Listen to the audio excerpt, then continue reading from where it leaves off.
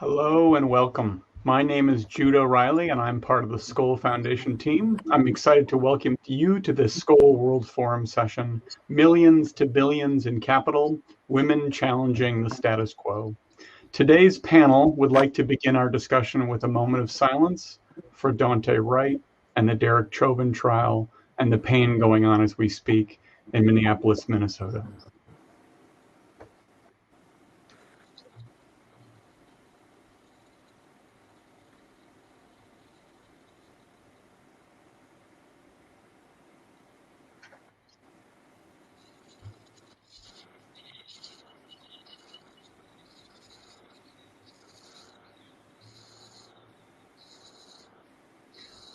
Out of that darkness, just by being here, you're embodying this gathering's theme, closing the distance.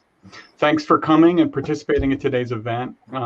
You can deepen that participation, deepen that commitment by sharing your comments and questions in the chat and online and welcoming others to this conversation.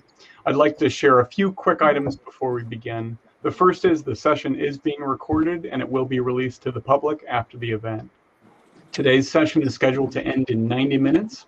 After the session, please take a few seconds to complete the survey in the poll tab to the right of the hop-in video screen. You'll see that at the very top of our chat screen. On social media, we are using the hashtag SkollWF and would love for you to do the same.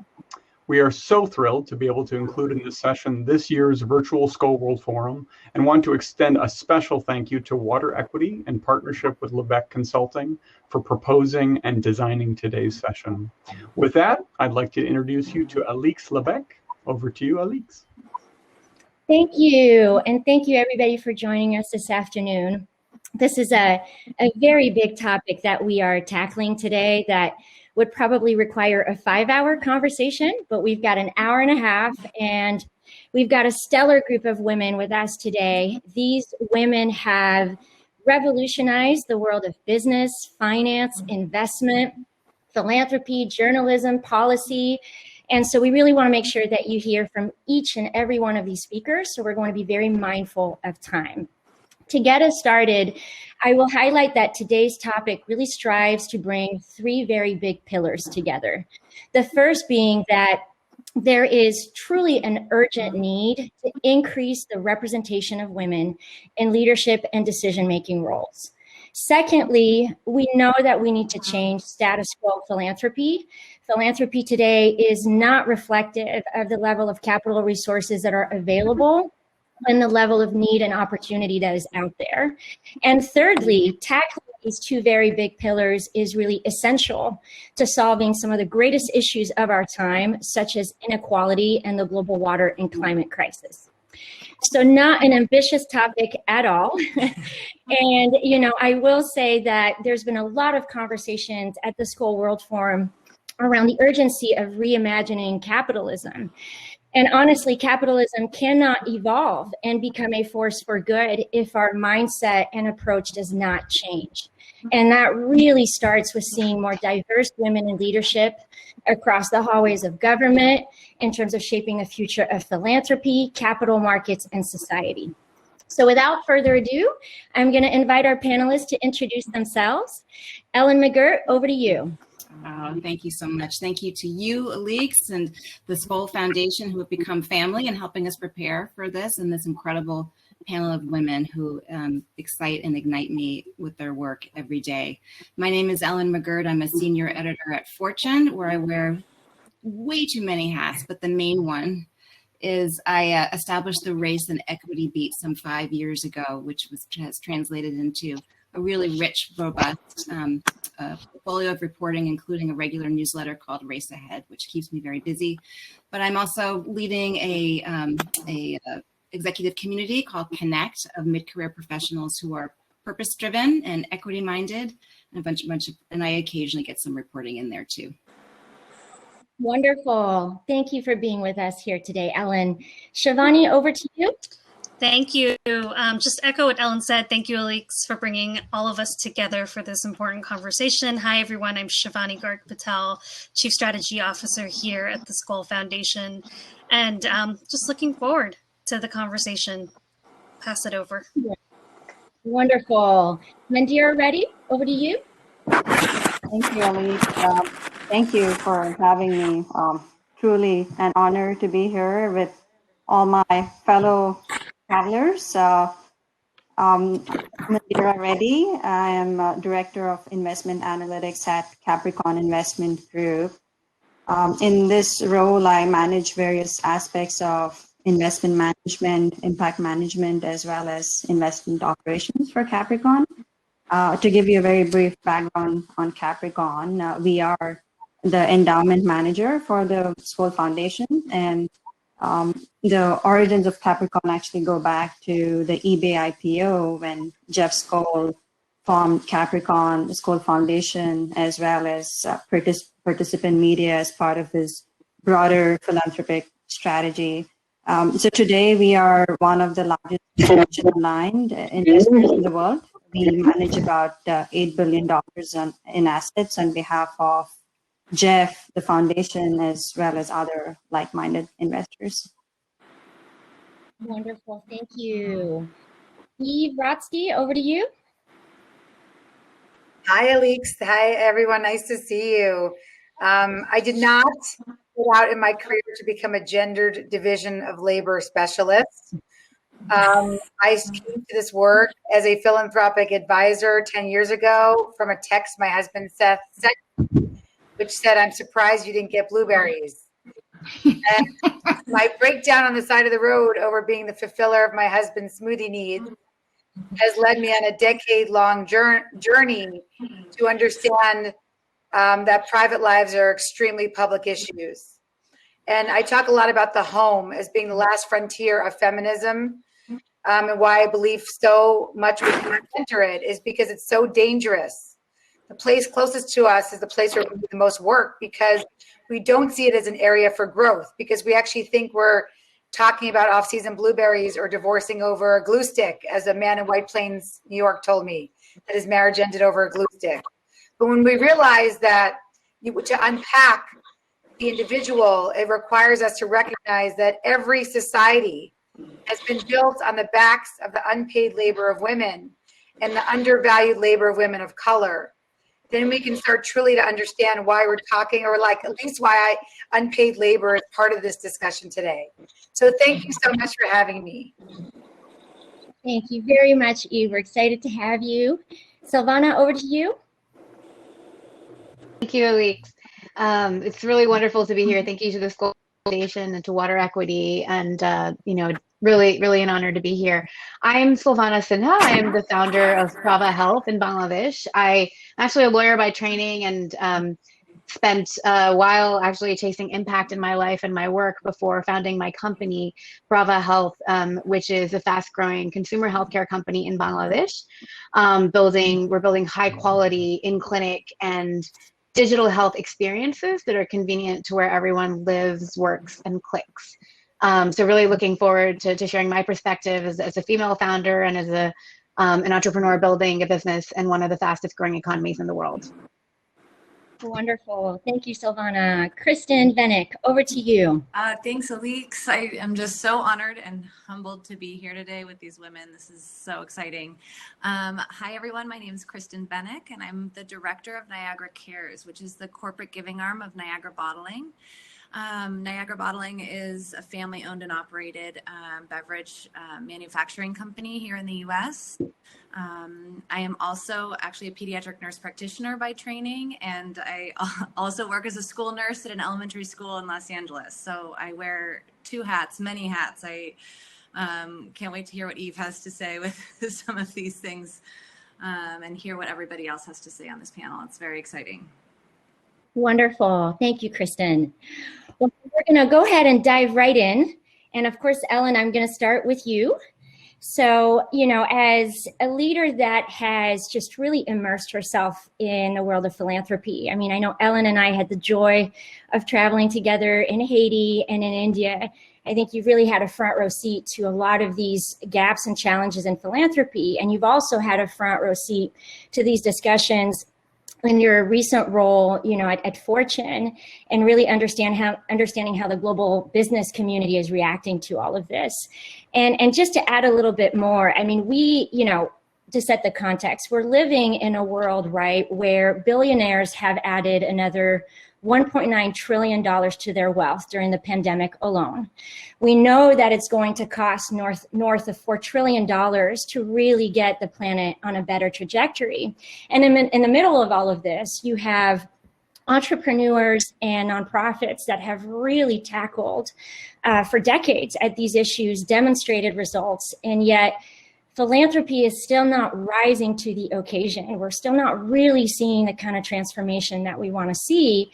And in the middle of this, you know, we are seeing all of these horrendous statistics around how poorly represented women are in terms of leadership and decision-making in this ecosystem.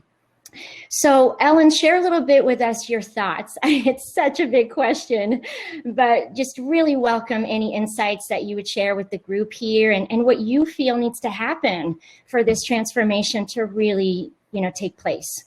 I so appreciate you giving me a chance to think about this, because I'm coming in from a completely different vantage point than I ordinarily would, and I appreciate you deeply, and you're going to hear a lot of your words come out of my mouth because you have been my teacher for a very long time. Not just to mention the fact that you have helped me to understand how the world works, and I have peed in amazing latrines across emerging economies, like happily welcomed, washing my hands, understanding how the world works specifically because of you.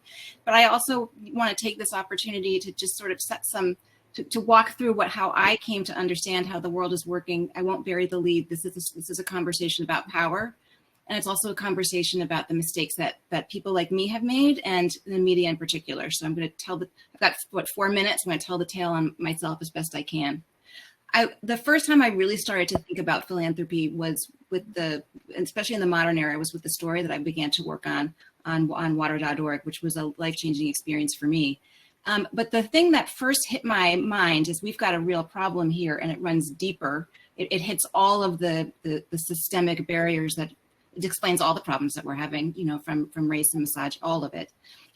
Was a project called the Case Play Pump, which was a beautiful thing, a beautiful idea at the time, and it hit all of the kinds of things that somebody who worked at Fast Company would perk their ears up for. It was a new idea. It was supposed to be innovative and make something more efficient. And for the main part of it, it was a mechanism that was added to working wells that would create a pump that would allow people to pump water into a waiting tank. So well-dependent communities could get that water more efficiently. And the fun twist was that the pump mechanism was a merry-go-round, so that as women were free to do other things in their lives, children who love merry-go-rounds would be, you know, pumping it as they would on their normal merry-go-round time, and it would just create this efficiency. And it was beautiful. And it was a fun idea, and it was amplified in an extraordinary way by new technology, particularly an app called Causes on Facebook, who was created by a smart and very well-meaning investor, and then piled into by smart and well-meaning techies who wanted to get his attention, but also wanted to prove the greatest use case of new technology, that great ideas that are simple and powerful can scale very quickly if we all know about them. So people started to link, you know, instead of my birthday, instead of my anniversary, instead of Christmas, please put your money to this play pump. And we all got, you know, anybody who did it got leaderboard envy, and it was clicks and likes and shares away from being a person who was smart enough to know how to change the world.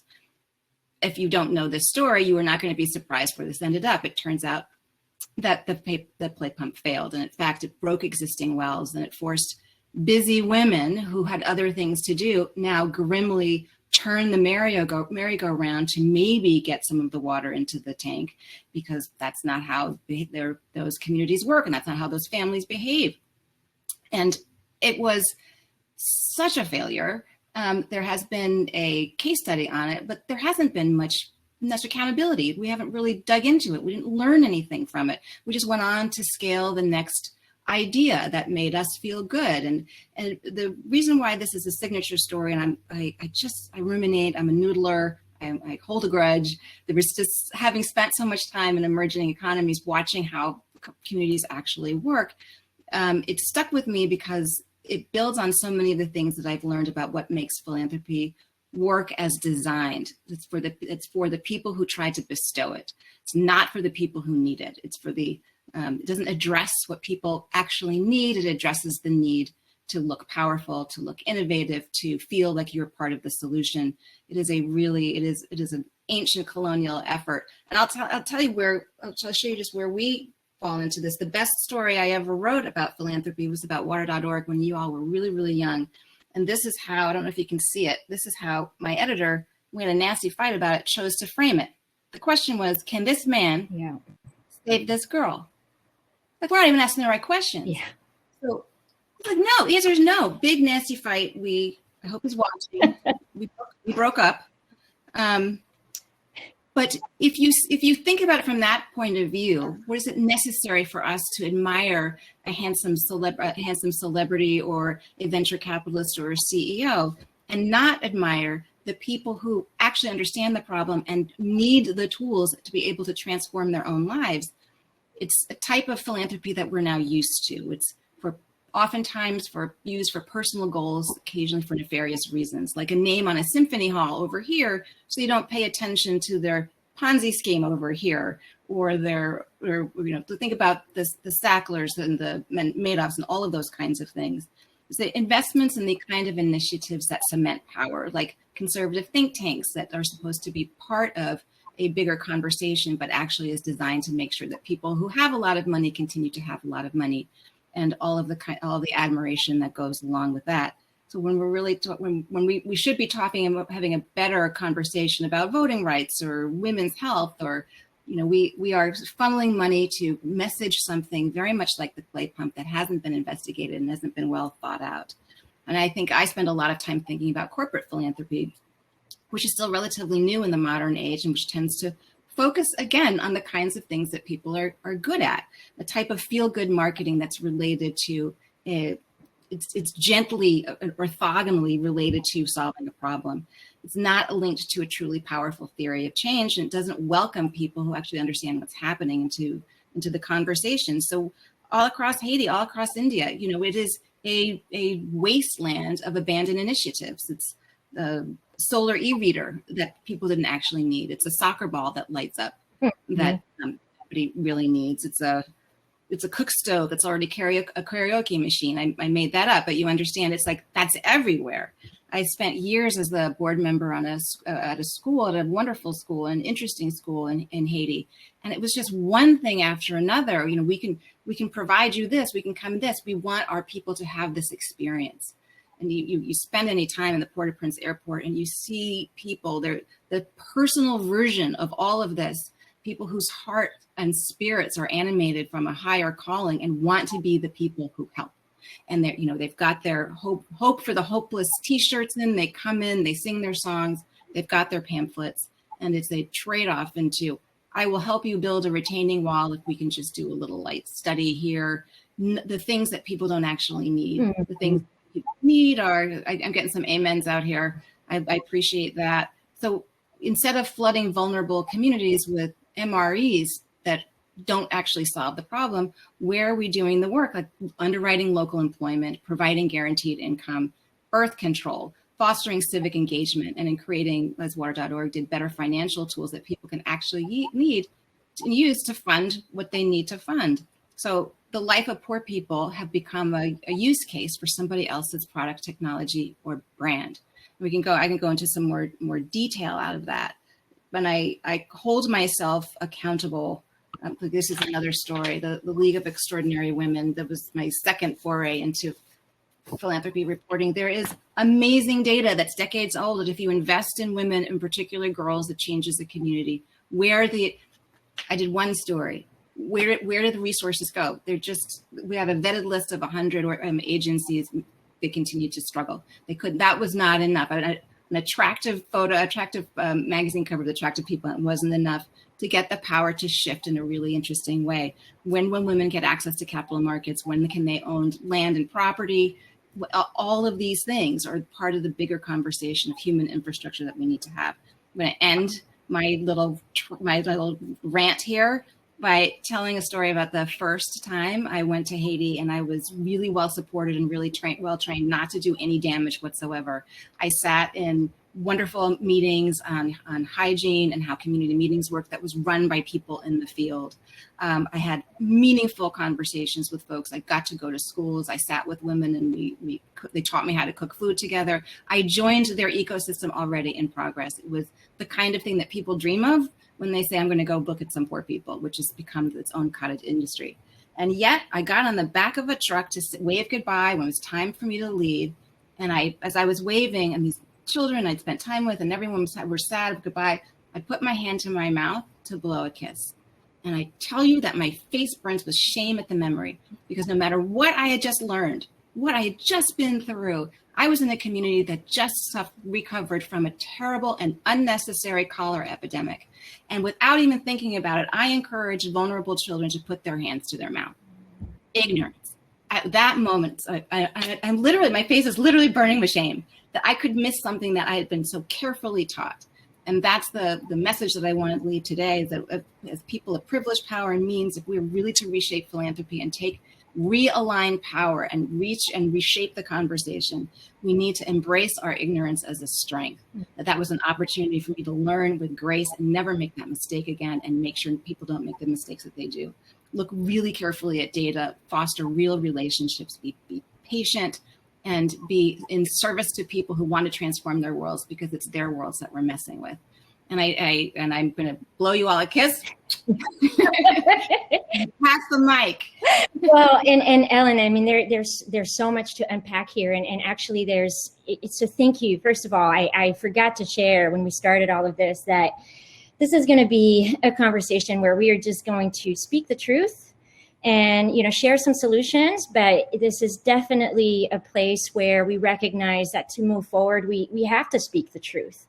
And there's something so powerful in what you said, Ellen, that transitions perfectly actually to the question that I'm going to direct to Kristen, which is, in essence, philanthropy should just really be about removing obstacles, right, for people living in poverty. I mean, that is the culture we need to live within our organizations, and how we build these partnerships between funders and grantees, and in terms of how we observe and approach these issues. And I think about that front cover for that article for water.org, which did do wonders, in terms of sharing our story, but that picture really missed the essence of what we were trying to say, which is that we are standing in the back, striving to do all that we can to respond to a demand from women to have more capital, to be able to respond to the water and sanitation needs of their families. And you're absolutely right. That picture still had the connotation of, here are white people trying to save Africa. And it's not the story that we're telling. And so it's a very, very good point. And so thank you. And we're going to come back to you, Ellen. But so, Kristen, building on what Ellen just said, so excited to have you here today. The team at Water Equity and water.org has had the joy of working with you. I think as a philanthropist, you truly embrace a different type of culture. I see you as someone that has always come to the meeting saying, how can I help, right? I mean, the culture that you live is really, I am here to learn. I am here to remove the obstacle, which is primarily financing. So let's see what we can do together. And, a few years later, here we are with nearly $20 million in unrestricted funding from Niagara that has really funded organizational growth and innovation. And we do not see that across mainstream philanthropy. And so share a little bit with us, why you pursued this approach in your philanthropy at Niagara, and just any insights that you have for folks in the audience who are so eager to see philanthropy really shift in this direction. I know these comments were made also in the plenary about how philanthropy should not be about the giver, but about liberating the receiver. And so over to you, Kristen. Thank you. Thanks so much, Alix. I love Ellen. I echo your statements that Alix has been my teacher in a lot of this. And I really appreciate listening to what you had to say. And I'm so excited to hear what everybody else has to say. As Alix has heard me say before, I am such a novice in this field. When our CEO, who is a longtime friend at Niagara, sat down with me about 7 years ago, and he said to me, he just really gave me this charge that said, I want to create a program We are so blessed that we have the ability to give. And I want to create a program that really has lasting systems change type impact. And he said, now go. Now, let me remind you, I am a pediatric nurse practitioner. I have never worked in this field before. And so I really had an amazing steep learning curve. But I think that maybe the fact that I was such a novice, and at Niagara, we tend to run very lean, as I'm sure you guys all understand, as do most of the organizations that we work with and most of the people probably here. But it really made me quickly have to learn and quickly realize that the money that we were able to give, which still to me is huge numbers, and I feel so blessed to be a steward of those funds, those funds would never create the type of sustainable impact that Andy was hoping to have. And so we needed to be like creative. I needed to be creative and innovative and partner with people who knew what they were doing. And so we needed to look at things like collaboration and different ways that we could use each philanthropic dollar in a way that would really catalyze additional capital. Sorry, my computer just is doing freaky things. To really catalyze additional capital to like multiply and magnify that impact, right? Like, all the philanthropic dollars that we have, which to me feels like so much, but it still will never have that systems change impact. So how do we work together? How do I use each dollar that I am so blessed to give to partner with others, catalyze, multiply? And so that was kind of my first question that I set out to do. And then I quickly realized that as we're looking kind of at those thematic issues for us, the global water crisis was clearly something that we wanted to look at. I quickly realized that I also am not the expert in solving this problem, right? I'm not an expert in philanthropy, that's for sure. And I'm definitely not an expert in the global water crisis. So we set out to find partners who were innovative and who were the experts. These were the people that had been doing the hard work for years, right? People like Alix and the leadership, Gary, and those others at water.org and Water Equity.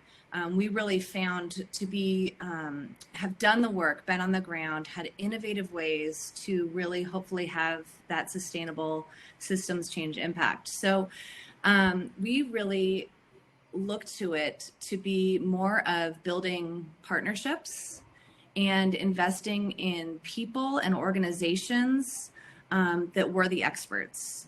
And, of course, we believe in due diligence, we believe in transparency and accountability. And so as we looked at these partnerships, and I'll use, water.org as initially as our partner, we did that due diligence and we decided we want to become partners. And then it's my time to hands off, back away, because I believe in the people at water.org and Water Equity. And so I believe that I will step away. It's not my job to micromanage every little detail about how they're going to go about their work. It's my job to fuel that organization, to fuel the work that they are doing. Exactly. And oh, Kristen, we lost you. Drop the mic, I guess. You know what? Drop the mic. Exactly. Those were the exact, such important themes. My mind is running in so many different directions. Boy, is it hard to moderate a panel. You've got the timer on one hand. You've got the question. But such a great moment because I'll try to summarize, but it brings me to a point. I was so eager to, don't worry, Kristen, we said. Sorry. I don't know what happened, but moment. There we go. Well, it's perfect because we're up for time on your answer, but we're going to circle back to you. And I will say, if I may, and correct me if I'm wrong, but I hear the words venture, cooperative, catalytic, right? This is what we want to see in philanthropy today. I mean, again, we're trying to address trillion-dollar issues, and we need funders to be behind us and funding us as organizations. I mean, it's people who are going to do these projects. This whole notion of funding a project is intangible, whereas funding an organization really is where the bang for the buck is in terms of having the right people implementing these initiatives. So we'll circle back with you, Kristen and Ellen, but before we do that, I'm going to go over to you, Silvana, and excited to bring you in the conversation. You are an extraordinary entrepreneur who is living this every day, right? I mean, you have an organization that has satisfied every possible metric. You've succeeded, and yet you continue, to be immersed in many of the fundraising challenges that many of us in this space experience. So I think, you've really seen where there are gaps in philanthropy and impact investing. And, if I can add just a couple of statistics here, which are interesting. We know today that businesses founded by women deliver twice as much revenue as businesses founded by men. And yet in 2020, only 2.3% of venture capital went to female-led startups. WTF, right? Like, how is that possible? Yeah. Why is that happening? I mean, how many more statistics? Yeah, and it went down from the previous year in absolute terms and as a percentage of total venture dollars. Yeah. And so talk to us about your experience. What needs to happen for transformation? This is your time for us to hear from you and Silvana. Well, I think, just having this conversation is a great starting point. And I see that there are men here participating. And I think that we need men and women at the table to help us to solve this problem. I think that Ellen spoke so beautifully, and one thing she said really resonated with me, that when you invest in women and girls, you can change entire communities. And I think that is true at so many levels, right? It relates to philanthropy, it relates to investing in women as leaders, particularly in healthcare. I think in the United States, 13% of healthcare CEOs are women. And that's when 65% of health workers are women and 80% of healthcare decisions are made by women, right? So there's a problem, there's a disconnect there. We talk about human-centered design. We need women leaders, we need women on management teams to help make decisions that can better serve women who are, in most cases, decision makers relating to the healthcare of their families and their communities. And so, I mean, the need is very pronounced, the data is all there. I think it's very challenging. I don't know what the answer is. I think that there are allocations being made for women entrepreneurs. Most of those allocations, sadly, are going to advanced economies like the US and Europe. I often hear from investors, isn't there a lot of money out there now for women entrepreneurs? No, not ones that are operating in Bangladesh, unfortunately. And we arguably need it, more than ever. But yeah, I mean, there's only so much money that's being allocated, and so we're competing for scarce resources. But I also think that there's another point that's really important, and that's that I very intentionally started this business as a for-profit.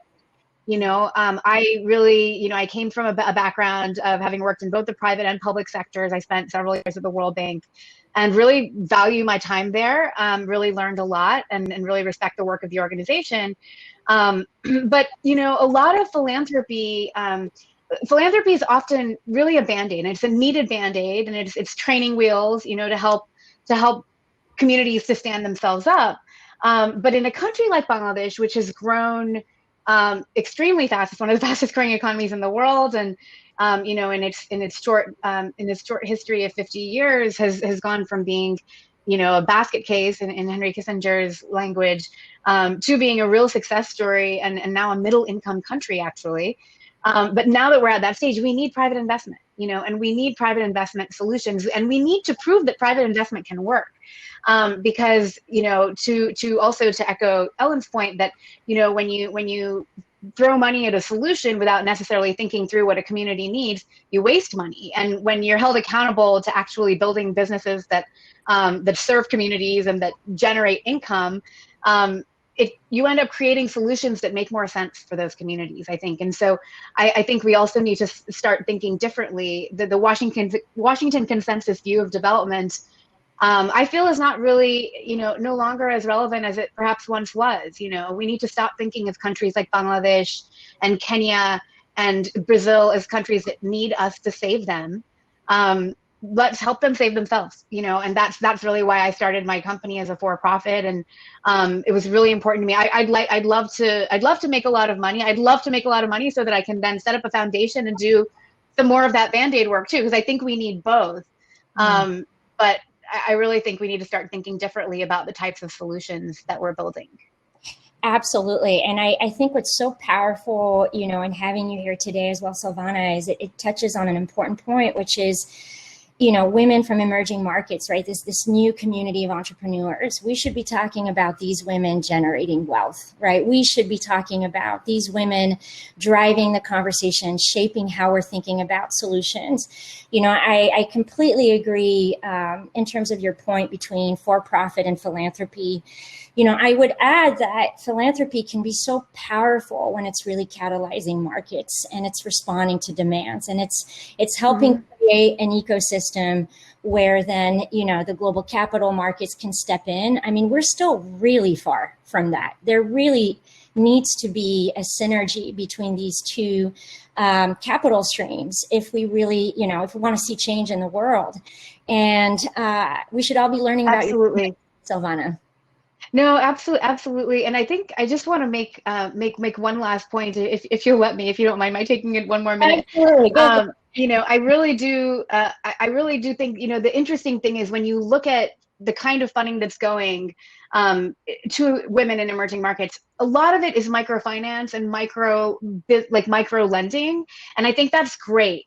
But once those women build their small businesses to a level that they can maybe take them to the next level, there's nobody there to fund those businesses. Yeah. And, for me, that's the real problem. And it goes back again to power, right? So how are women, so women now have some economic power, some economic independence, which is wonderful, that's been created by these constructs.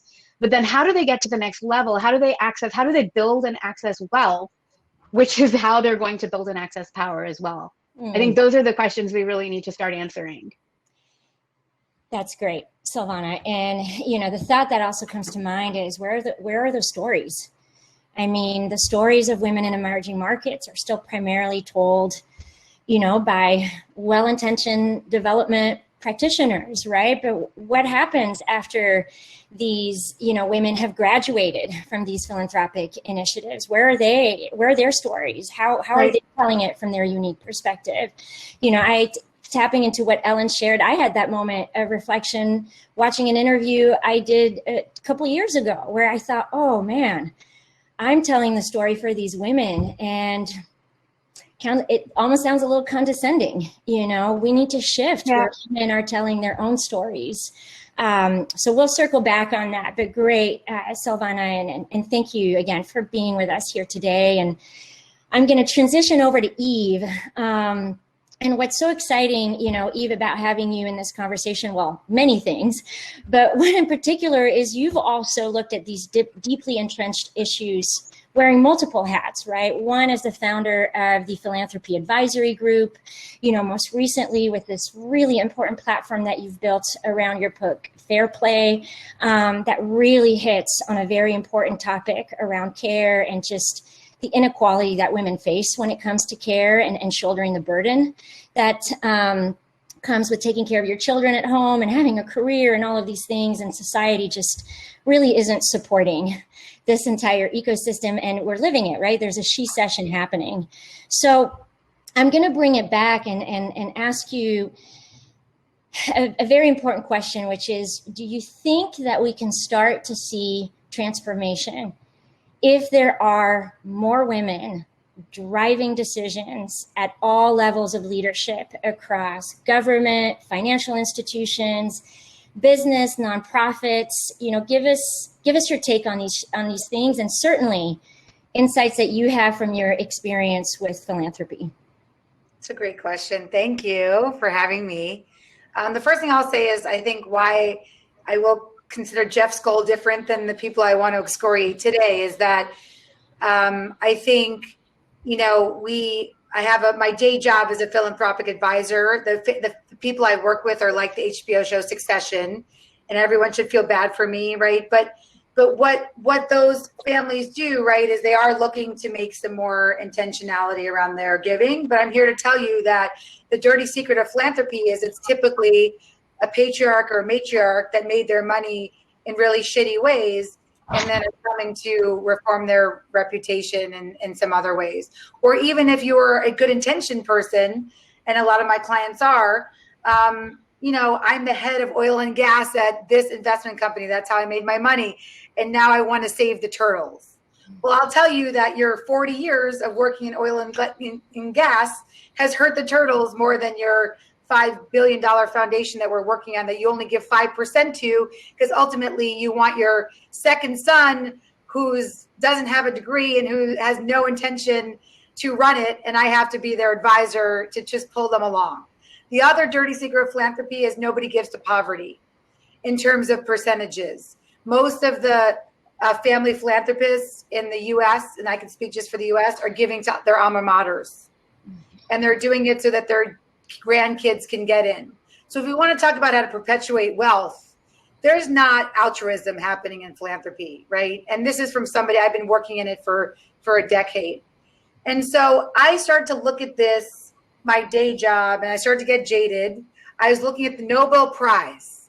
Remember, I was reading about the Nobel Prize one day and saying, oh my God, this guy's legacy is a good one. And he invented dynamite. Like, how is this possible? He was a destructive, horrific, racist colonialist. And we talk about him every year with the Nobel Prize, right? And nobody knows our history of how we reform those reputations. So that's my lens. So how did I start to think about unpaid labor being literally the solution to everything? Because I care about what Silvana Ellen said, which is I want women to have access to wealth. That's the only thing I care about. That's what centers me. And to get women to a point where they have access to wealth, we have to increase their labor force participation rates. Now, if we're design thinkers here, let's talk about what this German politician said to me.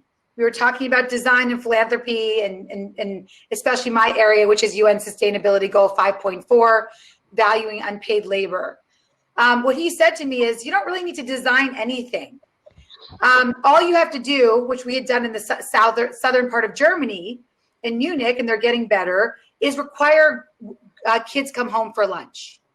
That's the only design you need. You don't have to discriminate against women. Just require kids come home for lunch and watch what happens to women's labor force participation rates. We just did that on a global scale. We just did a year of requiring kids to come home for lunch. And ta-da, we just lost 30 years of women's labor force participation. And it's not coming back. There's all these little data now. The Fed report has nothing to do with who's actually looking for work now. So don't believe the hype that women are coming back to the workforce. So what I'm here to say is, why I'm so happy to be on this panel is that at the end of the day, this is not going to be solved by philanthropy. It can be a piece of it, but people who have access to philanthropy and what they're doing with it is funding their alma mater so their kids can get into schools. That's where the billions of dollars are going into endowments. Very little of it is actually making it into the world's stream. And so that's why I'd love to, call out the philanthropists here and say, shame on you if you're not giving globally. Shame on you if your biggest gifts are to your kids' endowments, or why are you even doing that at all? And also thinking about how do we start making room for women to make actual wealth. We have to get men to do invisible, unpaid childcare and housework. That's it. And if we can get men to do invisible childcare and housework, we're going to start seeing women step into their full power outside the home. That's amazing. I mean, I wish you could see this is my notes from the panel. And there's just so much to say. Those are really, and thank you for your candor, Eve. We really need it.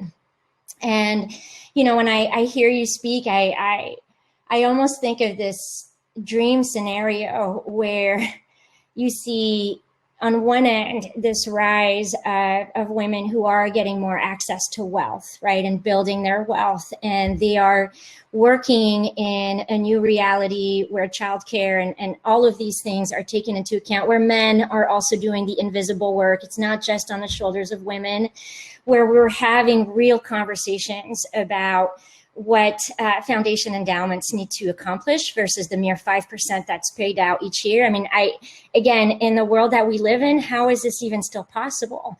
But imagine if there was a rising of women with wealth, right, who are setting a new normal for philanthropy, along with all the men who are doing it right and all the current philanthropists who are there. You know, there's definitely some who are already there, and this is definitely why we wanted some of them represented on the panel today, from, you know, Kristen, Mandira, and Shivani. But, you know, this is not the mainstream of philanthropy. It's not the mainstream trend that we're seeing. But imagine if these things came together. And, you know, it's almost as if the tone was, well, if you're not making at least $50 to $100 million unrestricted grants towards organizations that have passed every due diligence test and are really moving the needle on global poverty, then what are we talking about? And if that's happening at the same time as there's a transformation, so the Silvanas of this world and those business models are thriving and mainstream investors from the global capital markets are investing, then you start to see a different world. And, you know, hopefully— one more thing. I'm just going to add one more dirty secret. The other dirty secret, because I came out of philanthropy world after, I know someone asked about transitioning from big law, which, by the way, that's where people who are well-intentioned at Harvard, we get pushed into big law because they hamstring us because we have tons and tons of student loans.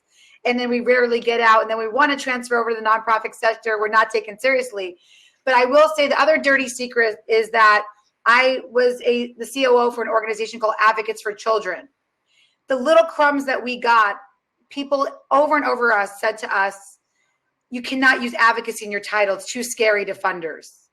So we're here to talk about design. So let's talk about Georgia.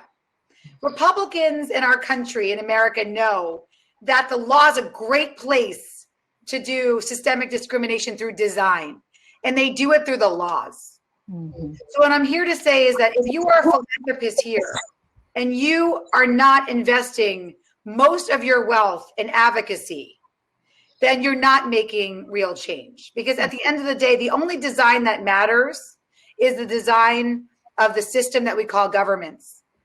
And that's where the big changes are going to be made. And so we watch how we've been, Georgia just got ripped apart with its voting laws in retaliation for having a better democracy. If forces for bad can use advocacy, we have to invest in forces of good. There are hundreds, thousands of organizations that use advocacy as tools. And so I would just say, instead of discouraging people for using advocacy in their title, embrace advocacy and how important it is in the philanthropic, not only space, but in the journey. I mean, mic drop. Yep. I just will say, I empathize so much with everything that you're saying. And I'm going to bring Kristen in the conversation here before we go to Shivani and Mandira. And my partner upstairs is going to save me by running to get the computer charger because my computer is about to die. But Kristen, what do you think? Do you think that's possible? I mean, speaking from the perspective of a funder, to really go heavy on advocacy and you know, building on the path of what you're already doing at Niagara Bottling? I mean, I believe so, but I think it is in design as well. I mean, I think the reason that we have, when I say we at Niagara Cares, have been able to kind of look at things the way we look at things is because we run lean, because it's not a structure. We don't have a design within our, you know, within the corporate giving arm of our company of what I do that hampers or stops us from making the choices that we make. So I do think that sometimes things are designed in a way, whether it's a foundation or a board or things, the organization itself, that is designed in a way that really hampers decision making and hampers the ability to do that. What, you know, the bylaws or whatever else that is part of that foundation really does not allow for that. So you have to look at your structure, I would think, to be able to then kind of think outside the box and look at advocacy and look at different ways of funding, instead of just this program-based funding will give you for, you know, X amount for 1 year. And if you like, tell me how much you spent for every pencil, then, you know, then maybe we'll consider it again next year. You know, that's not the type of funding that's going to cause systems change and catalyze what we really all hope for in our social change and in our different issues that are important to all of us.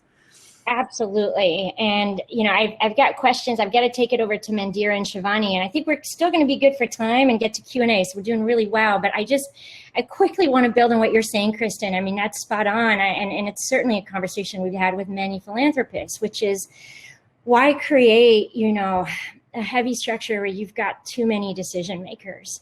Again, you know, the leaner the team, the more efficient the decision making. Absolutely focused on accountability and transparency.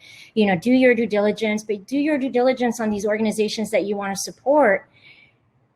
And then let us do what we do best, you know, so that you can, again, see the greatest bang for your buck. And Eve, going back to what you're saying, I think start to really let organizations determine, you know, here's a portion that could go to advocacy, because these things, these laws, this overall environment needs to shape an environment that's more conducive to all these things that we want to do, which is just as important as all of the other programmatic elements that an organization may be doing.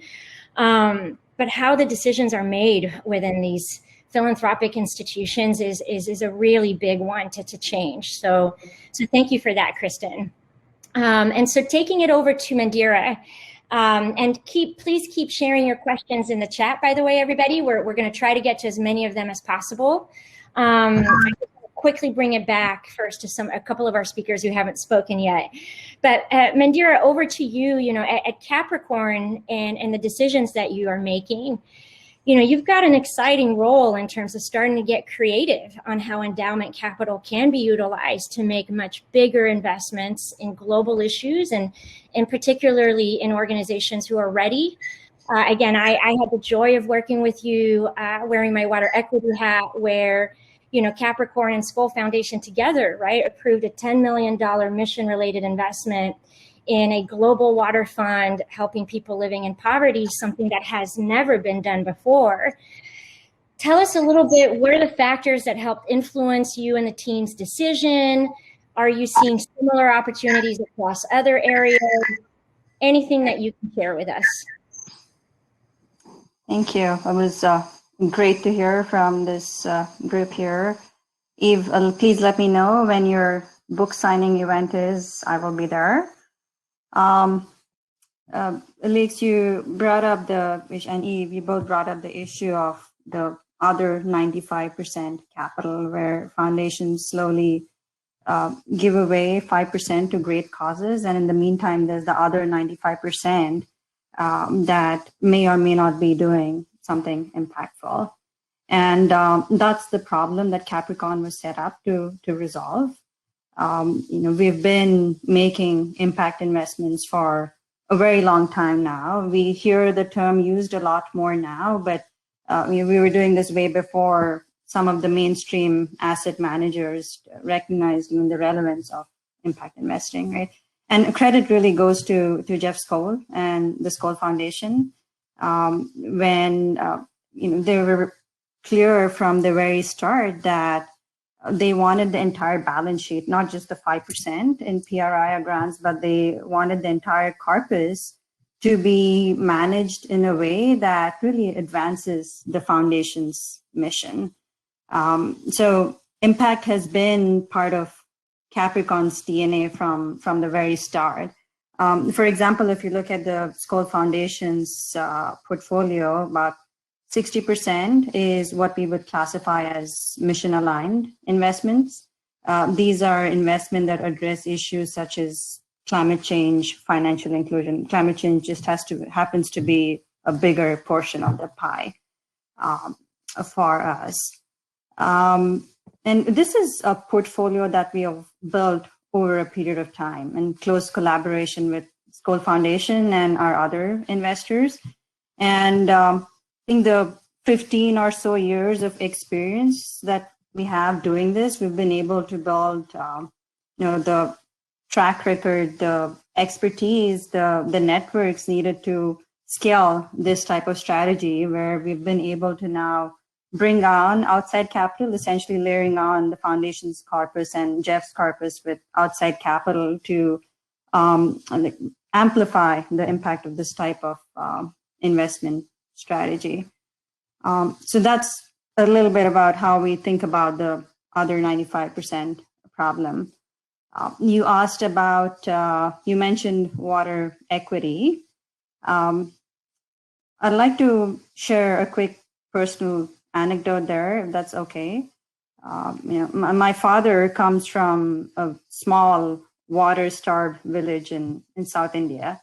And he was very lucky that he had access to a really tiny amount of capital. I think back in the day, it must be less than $1 that it took for him to basically just move on to the next town and continue his education beyond the 4th grade, right? And today he's, he went on to study medicine. He's a doctor and he lives a comfortable life of service, right? The reason I share that is to demonstrate the power of microfinance. In my mind, it's great for the person who's getting that type of access to capital, but the impact is truly multi-generational, right? And it impacts entire societies. If my father didn't have access to the tiny amount of capital, the social and economic outcome for him would have been very, very different. And by extension, that outcome would have been very different for me and my entire family. And so I have a huge sense of gratitude for the work that Water Equity is doing and several other impact-focused credit organizations out there who are trying to change the system. And most importantly, doing it in a way that's responsible and doing it in a scalable manner, which works out for everybody. The borrowers are able to access capital at a reasonable cost. And for investors, it becomes a sustainable long-term model because we are able to generate acceptable risk-adjusted rates of return. So thank you to you and the full team for that. Let's see, what else can I add there? And I could think of a few organizations within our portfolio that are doing this. There's Water Equity, there's CIM, and this capital disproportionately impacts women, right? Women have historically had, they haven't been able to access capital to the level that men have. And as a result, they don't have access to basic education. When you don't have access to basic education, you don't have access to a formal job. And that impacts generation after generation after generation. And there's this vicious cycle of poverty that folks are stuck in, right? So that's where there's the power of capital to really break the cycle and move people forward. Absolutely. And I thank you for that, Mandira. It makes, the phrase that I'm thinking about is, how do we put more capital in the hands of women, like now, across all levels, religiously, with everything that we do? It's just so vital. And it starts absolutely with microfinance, and it goes all the way up the economic ladder, whether women are starting new businesses out here in the US, or, you have Silvana that is taking her business to scale, and so forth. And so that's a really great point. And I will say, just from a practitioner perspective, it was really, really rewarding to see the process that you all went through in making that investment decision. And just really hoping that there are more foundations out there that are going to follow your lead, because that type of capital is crucial, it's catalytic, and it's definitely a bridge to the global capital markets in terms of solving these big issues. So without we hope that happens too. You mentioned the financing gap needed for the SDGs, and I think foundations are in a great position to really step up and use capital as a force for good, right?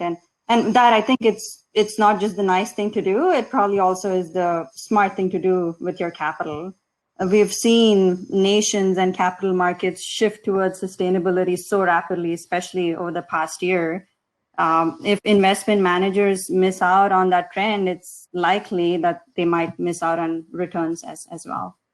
Exactly. And, it's actually, it's a perfect segue what you're saying, Mandira, in terms of what I wanted to ask to Shivani. And, it makes me think about something that I've been wanting to say as well, and in hearing you all speak, but certainly in the meetings that I've had. It's sometimes, actually, it always feels like so many of us in philanthropy and impact investing are endlessly swimming in the little kids' pool. Always just hoping to see how $1 million is going to make a ripple in what is $1 trillion problem, and talking about an endless list of key performance indicators.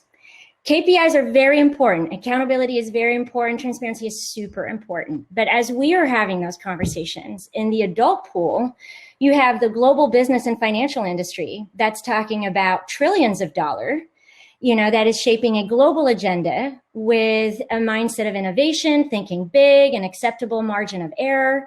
And there's no bridge between these worlds. I mean, we're trying, there's progress, but not the bridge that we would hope to see. And foundations with mission-related investments are a huge potential avenue to try to create that bridge. And so, it's a perfect segue to you, Shivani, who's going to solve all of this for us as the Chief Strategy Officer at the Skoll Foundation. But, you've also looked at this issue from so many different perspectives, and you've looked at a lot of Skoll social entrepreneurs. You were a principal. You've also shaped the foundation strategy. You and I have had a lot of conversations of frustration around fundraising. And, what's your perspective, and particularly in terms of the bridge between these two pools? I mean, when is this going to happen? And how do we make it happen? Just building on all the authentic comments that the full panel made here today. Yeah, thank you, Alix, and to all of my session mates for this amazing, inspiring, and energizing conversation.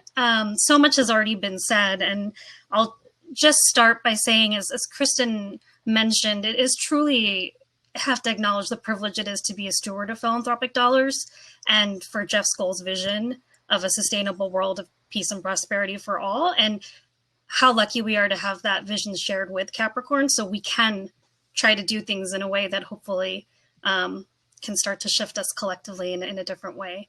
It feels important to come back to answer your question, Alix, to the intended purpose of philanthropy. And we've heard from Ellen and Eve and others, there's many definitions and maybe many interpretations, but for me, it's about supporting those solutions and innovations that can meaningfully and positively change the communities that we're trying to benefit, right? Solutions that are grounded in those local challenges, that have the potential to be absorbed by the broader system, impacting people and planet at a scale beyond what any of one organization can ultimately do, or one entity can do. And if that's the promise of what we fund, then to me, philanthropy's role is to help provide that enabling environment for these social innovations, to support with funding, with capital, but also to access to people and places who can further scale and adopt these solutions and models. And so what I mean by that is providing what we often call that catalytic risk capital, right? As we often say, moving with the urgency of the challenges we're hoping to collectively address, and using the power that we ultimately do have, even as we, excuse me, even as we try to share it with partners and communities, but to help connect dots to accelerate progress, right?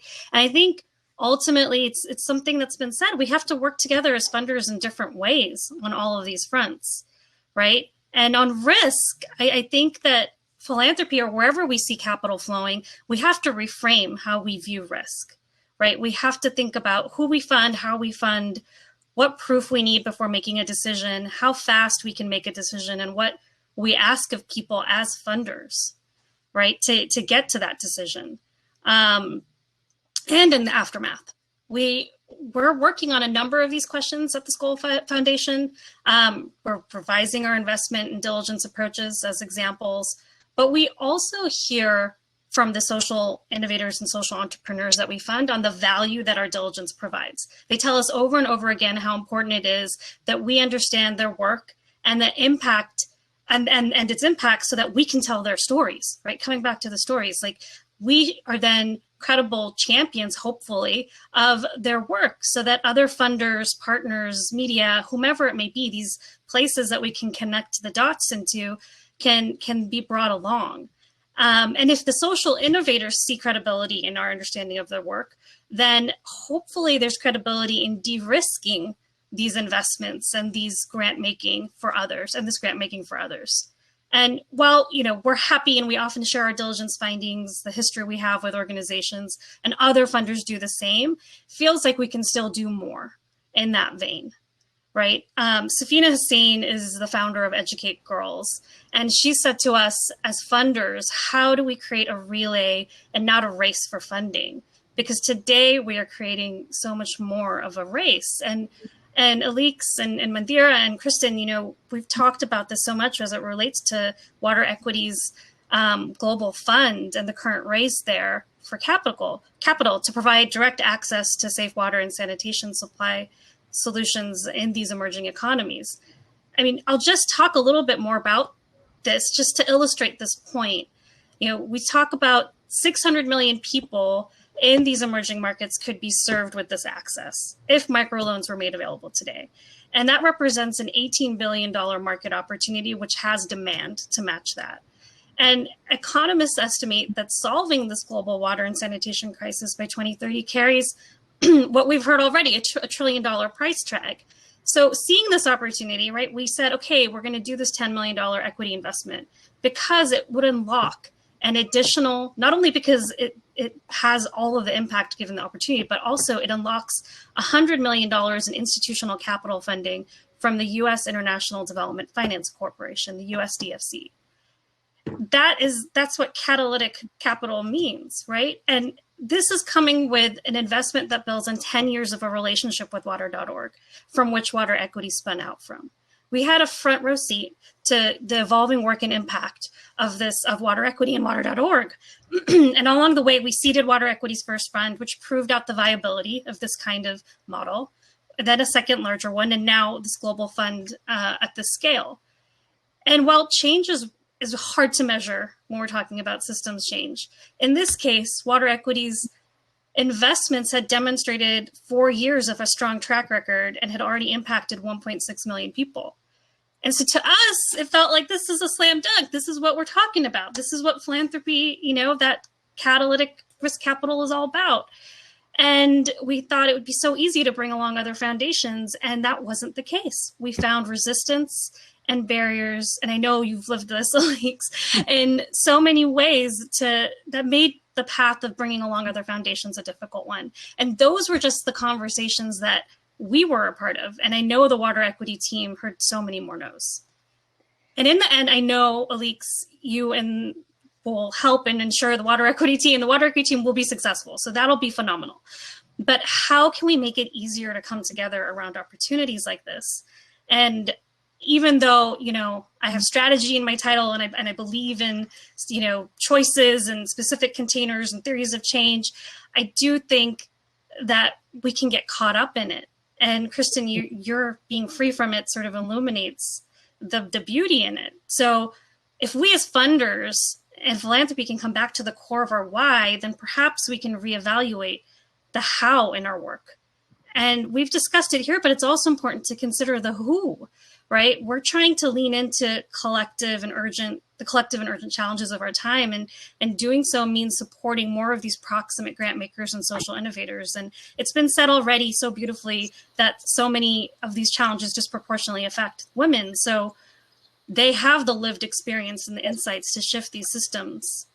At the opening plenary, I just want to bring in from the Skoll World Forum the quote from President Ellen Johnson Sirleaf. And she said, "When women are in charge, you often see a more inclusive approach as they seek to engage across the spectrum of the society." And this approach feels critical right now, and also feels like a call to action for us to do the same. Work together with each other across the spectrum of society. I'm an optimist. I believe we can evolve how we show up and meet the potential that we have to support social innovators in new and in more impactful ways. We're not going to get it right all the time. And we, I have all made definitely a ton of mistakes, but we can try to do better and be better. That's amazing. There's just so much I want to say to that, but thank you so much, Shivani. And this group here will be meeting. Yes, go ahead. Can I just respond?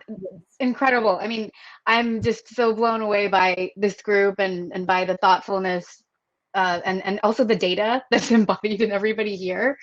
But I just want to challenge one thing that you said, Shivani, and that's that, you said that we have to reframe the way we think about risk.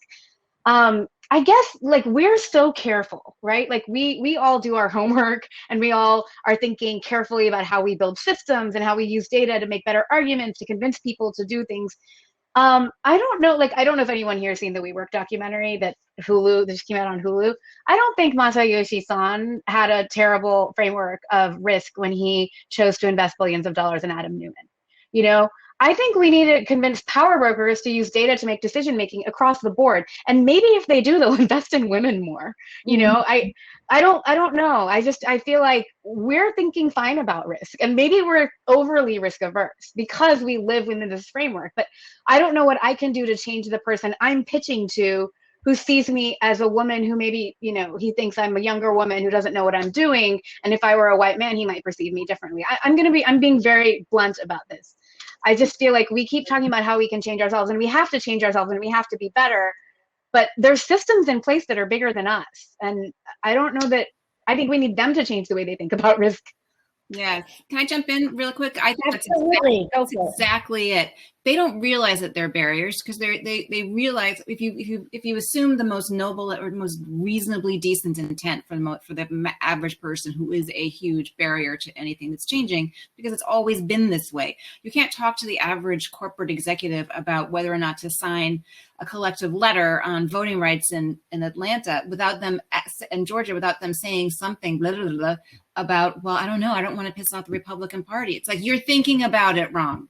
That is not the risk that we're facing here. And I think, Silvana, you said exactly the right thing, which is actually what I heard Shivani say, is that's the bigger picture. What's really at stake here? What's really at risk? And what are we giving up? What is the reputational risk of not weighing in? And that's like every single person I've talked to, which is now hundreds over a number of years, it's like, I just feel good about the well. I'm just going to drill the well, get a picture of the well. I get the nice Christmas card, holiday card, and then I don't have to worry, because no one bothers to come back to me and let me know that 6 months later, the one person who was trained to service the well has moved on. It's like, well, if you want me to actually talk about water infrastructure, I don't know what that is. And do I have to talk to a banker? Do I have to weigh in on somebody else's local politics? That is a completely different kinds of conversation about how we are civic partners to each other, and where we can find goods and services that we can invest in that do an end run around a church or an organization or somebody who's like, if we just get 1,000 people to dig 1,000 wells, we're all going to go to heaven.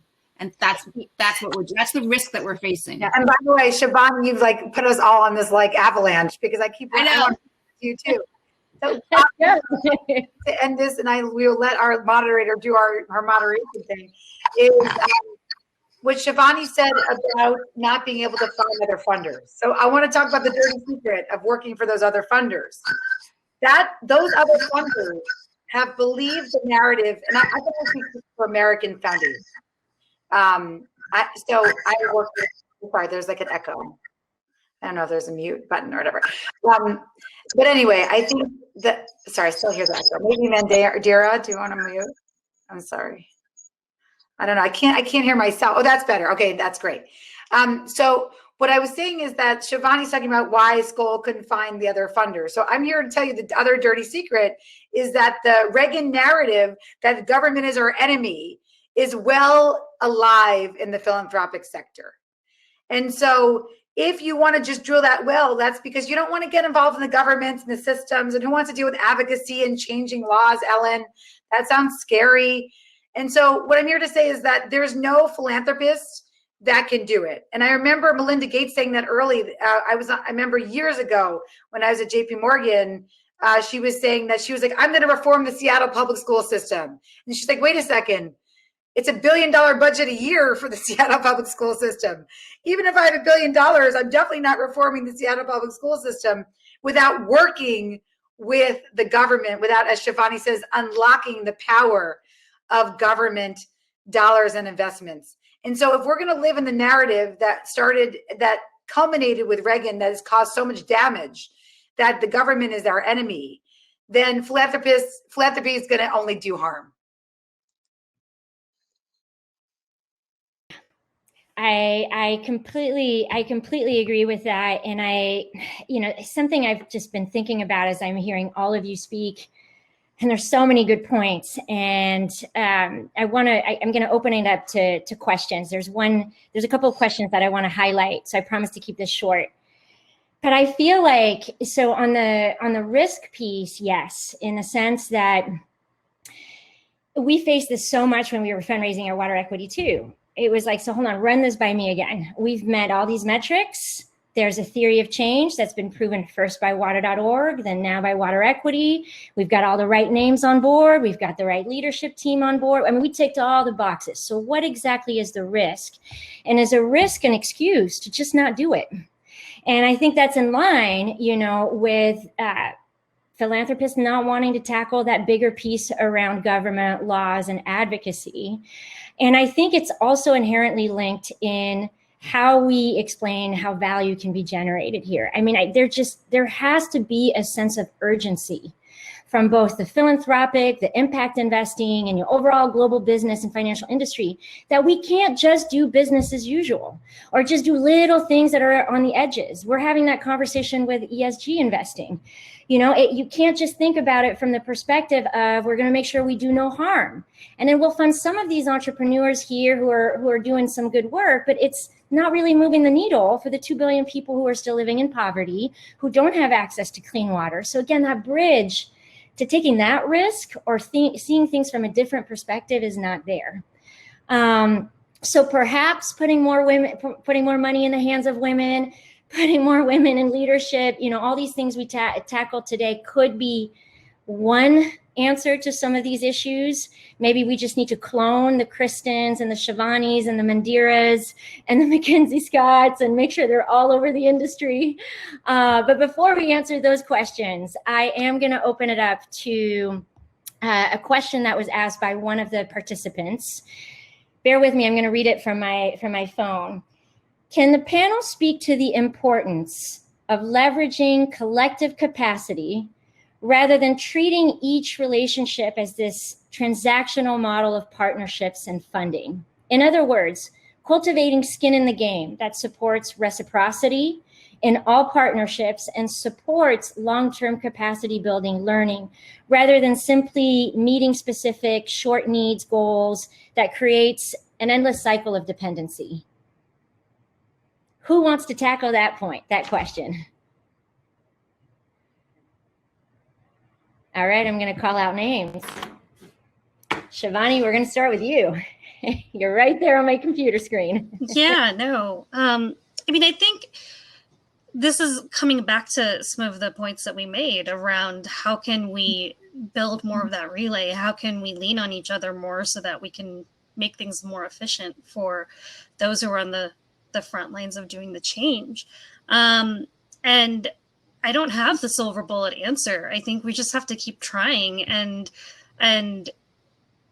going to our networks, building better relationships and partnerships across the funding ecosystem so that we're in communication, so that we can sort of have those conversations without then needing the entrepreneurs to sort of be having these one-to-one conversations. I mean, it's all small steps, hopefully, that can get us to progressing. But I'm curious to hear what others suggest or think here. Ellen. Really simply, I think part of the issue here is taking away from all of the actual problems that we're talking about is the way that we understand how stories evolve and the way that we understand power. And the simplest thing that a journalist can do is write a profile of a person. I need to talk to the guy. I need to have the story unfold around there. It has a beginning, middle, and end, and we can talk about whatever KPIs or impact, or the man who helped the girl. We can tell the girl's story, but we need to talk to the man. And that is a huge problem. I mean, it's like, I need the most attractive woman associated with your project if you want to get on the cover. That is actually true.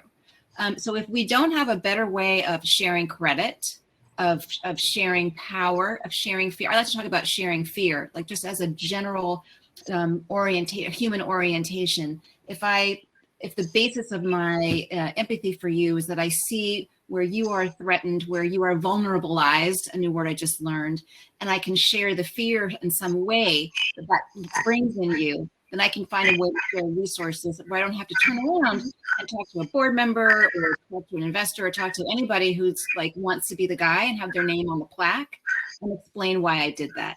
But we can even do that in media. Yeah. And even in today's age, it's, what's their social following? Who are they? How do they bring value to us? And that's where we're going to feature them. And yeah, I completely agree with that. There's one more question I want to get to before we're up for time. And Mandira, did you want to say something to this, or any other Eve, Kristen, Silvana? No? Happy to add to it. I'll echo what Shivani and Alan said. I don't think there's a magic bullet to this. It's important that we all look within our roles and see what we can do to help. Foundations need to step up. Foundations, endowments need to step up, as we've discussed. Governments need to step up. I think there's also issue around lack of data or lack of a spotlight shining on some of these core issues. I think mankind has been on a rampage in the name of economic development, and we've depleted the earth of its natural resources. We've dumped carbon, greenhouse gases, and it's had all kinds of impacts, right? It's affected all SDGs. And this unfortunately impacts most the people who are least responsible for it. These are the people that feel with more intensity than anyone else the damages from a flood, for example, or a drought. And I think we all have collective responsibility to fix that. And at least here in the US, I think with the new government coming in, there has been some progress on that front. And we have a responsibility to fix it in a way while we are building back better. We have to make sure that we do it in an inclusive way. And I think this extends to governments across the world. It extends to institutional investors, where investors who are able to take certain types of risks don't have to really look for investments to fit within a certain template. That's the issue we experience with water equity. You got to be a little more creative and think of ways to do it. DFIs like OPIC who are stepping up to do great work with their blended finance, and we need governments to make sure that these investors are appropriately rewarded such that there's a good track record to encourage more investment. And where I build on that, Mandira, and everybody, it's just, I really want us to walk away from this panel not feeling like we talked about it and then nothing's going to happen. And there are some great points that were made today that's going to not make us feel that way. And there are changes, that are on their way. But I want to make room for one big question we might not be able to answer, which is, do you believe that mainstream philanthropy in the next year can get to the place where an average grant is $50 to $100 million and is going to go towards an entrepreneurial organization who is really changing the world? And that is going to happen at the same time as there are more women stepping in leadership, Eve, on your side, all the laws are going to change, and care is going to be the burden of care is also going to be on the shoulders of men. We're going to get more capital in the hands of women. But do you think it's possible? Kristen, Shivani, Mandira, Eve, Ellen, everybody, what do you think? No. So Ellen, your answer is no. Yeah. I'm so sorry to say that. I'm just, all I have in my head are all of the variables that have yet to come into a shape about everything: institutional racism, police reform, voting rights, like all of it. And I'm looking for what needs to happen. Do aliens need to come? Do we need like a big common enemy? I think 12 months is a short time for that. And from an ESG conversation, the G part is the most important part for the kinds of changes that you're looking for, and that is going to take time.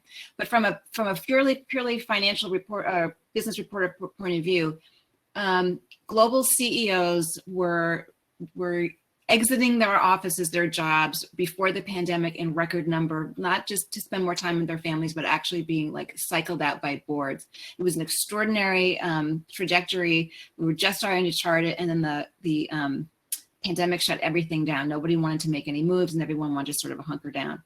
I expect, and then what I can predict, in the next few months, you're going to see record numbers of very, very senior leaders leaving their organizations, because boards are now, they're hip to the idea that we need different leadership, people who are fluent in different kinds of very important equity-oriented language.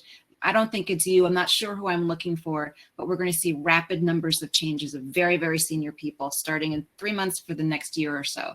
That's going to be an opportunity to recreate or to just shore up important relationships for people who are right below that level, and give them really interesting opportunities to shape the world in a different way going forward, because they're going to need new ideas and they're going to need them right away. Mm-hmm. That's great, Ellen. Thank you. Yeah. Elise, I would say, Ellen, I agree that 12 months feels short. Do I hope that there can be something that could change and push against the status quo? Absolutely. I hope so. But Ellen, I would agree with changing that structure, changing the people who are making those decisions. And I hope you're right that as that turnover happens and as new people are getting involved in making those decisions, hopefully that will really catalyze change, because the structures that are created and that we're all kind of living in, or that a lot of foundations and a lot of philanthropy lives in, is really, I think, hindering those big, exciting, change-making decisions.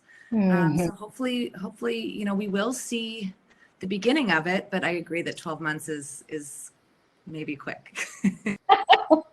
That's great. Although the optimist in me would say, I hope we see it in six months. Yes, we can. It's going to happen.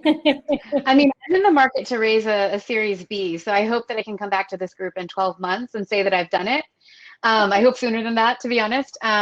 But I also agree that it's going to take time. And what I've observed in my conversations with investors, as the leader of a healthcare organization that's been trying to raise money during a pandemic that is on the front lines of the pandemic in my country, I haven't gotten one penny of emergency funding. And I do think that funders have become more conservative. And so that's one of the reasons in particular that I'm not sure the next 12 months is the right moment. But I hope that more conversations like this can open up the space, and that, with changes in leadership and with heightened awareness, at least in the United States, of the need for diversity, that we'll start to see some shifting. Absolutely. And I want to add something, Deborah Shapiro, that you added. I didn't get to one of your questions, which is on the other side of the conversation. Before those kinds of numbers can be mainstream, we need a shift in the infrastructure that is available to nonprofit organizations. We need these jobs to be valued higher to keep the leaders coming. And I couldn't agree more with that. And for me, it always comes back to a point, which is how do we hold people with this wealth accountable? And the greatest game plan that I can ever think about is getting more women in leadership with more wealth and tackling some of these deeply entrenched issues we talked about today. Having a North Star of maybe seeing, the mainstream philanthropy head in the $50 to $100 million direction, knowing that absolutely it will likely take more than 12 months. But as we are, wrapping up our panel, and instead of kind of jumping in with all of these closing statements, I wanted to bring it in to a very tangible question. What's going to make the difference for us when we walk away from this discussion in a very real life moment? And so before we wrap up, Shivani, Eve, and Mandira, anything you want to add to that question or thoughts you want to share before we go? We have 1 minute. Just thank you for including this discussion. And I do think, to Silvana's point earlier, it is the risk that funders need to change how they think about it. And I just want to make sure that I said that. And then I think the other thing is the turnover in leadership. I think how we start to get more representation in the tables of decision making, so just echoing that, I think is going to be critical for us to make progress. And maybe not in 12 months, but I'm optimistic we'll get there. I'll just add radical collaboration. We've been doing it in something called the care-force.org.